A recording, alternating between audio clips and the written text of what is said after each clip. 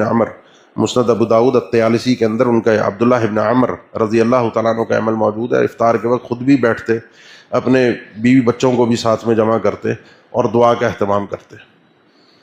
تو یہ آپ کی حاجات ہیں، ضروریات ہیں، مسائل ہیں، اس میں آخرت کو بھی رکھیے مقدم اور اپنے دنیا کے مسئلے مسائل بھی رکھیے، اور چن چن کر یاد کر کر کے لکھ لکھ کر رکھیے. اس ٹائم پہ بیٹھیے اور اپنے رب سے، کوئی رب کے آگے ان اللہ لا يتعاظمہ شیء، اللہ کے آگے کوئی چیز بڑی نہیں ہے، کیونکہ جس اللہ سے میں مانگ رہا ہوں، جس اللہ ذو الجلال والاکرام سے میں سوال کر رہا ہوں، اس کا تعارف تو ہونا چاہیے.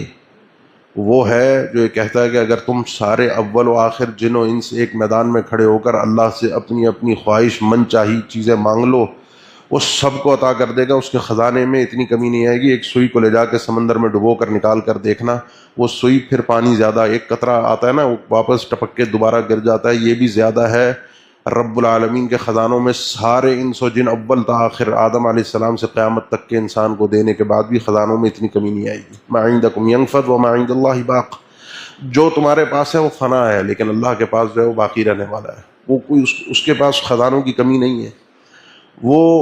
وہ رب العالمین ہے. لیکن اللہ یرزق من یشاء بغیر حساب، اللہ یبسط الرزق لمن یشاء من عبادہ ویقدر له، یہ اس کے فیصلے ہیں.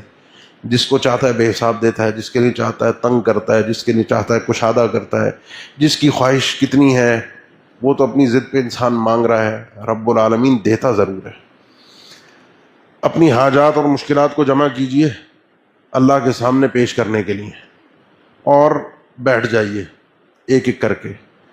حین یفطر پہ تو دعا قبول جس وقت انسان افطار کرتا ہے، لیکن حتی یفطر یہ پورا روزہ بھی اسی طرح ہے کہ جب تک انسان روزے میں ہے، جب تک روزہ افطار نہیں کرے گا، یا جب تک رمضان کا مہینہ ختم نہیں ہوگا اور عید الفطر نہیں آئے گی، جب تک اس بندے کی روزے دار کی دعا رب العالمین قبول کرتا ہے.